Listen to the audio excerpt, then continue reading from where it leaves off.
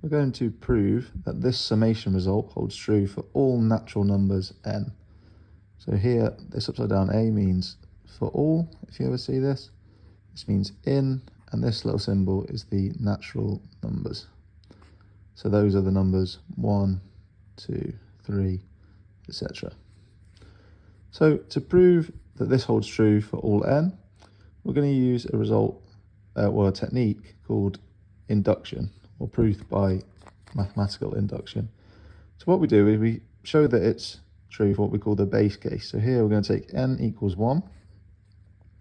And if n equals 1, this left-hand side of the sum is just one term, and it's just r equals 1, 1. The right-hand side, we sub in n equals 1, we get 1/2 times 1 times n plus 1, which is 2, and we get 1.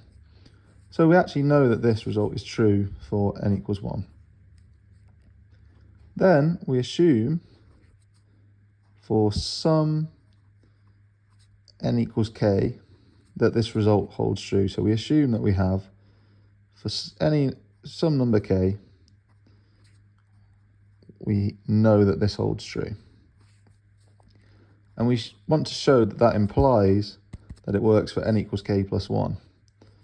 So we're going to let n equal k plus 1 and see what we get.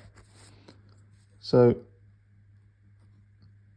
the sum of r equals 1 up to n, or up to k plus 1, is the same as k plus 1, taking the final term of the sum, plus the sum from r equals 1 to k of r.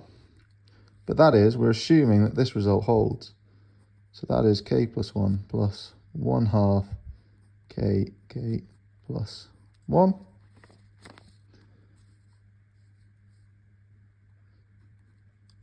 And then I'm going to do something slightly weird. I'm going to take this half out the front and then multiply each of these by 2 so that these statements are consistent with one another. Plus, and I'm going to expand out this bracket. So k squared plus k. That's going to give me 1/2 k squared plus 3k plus 2. And factoring that, we get 1/2 k plus 1 k plus 2. But if this is our n, we can see that this is 1/2 n plus 1. So we've shown that if it's true for some k, it's then true for k plus 1, and we've shown it's true for n equals 1, and therefore the statement is true for all n.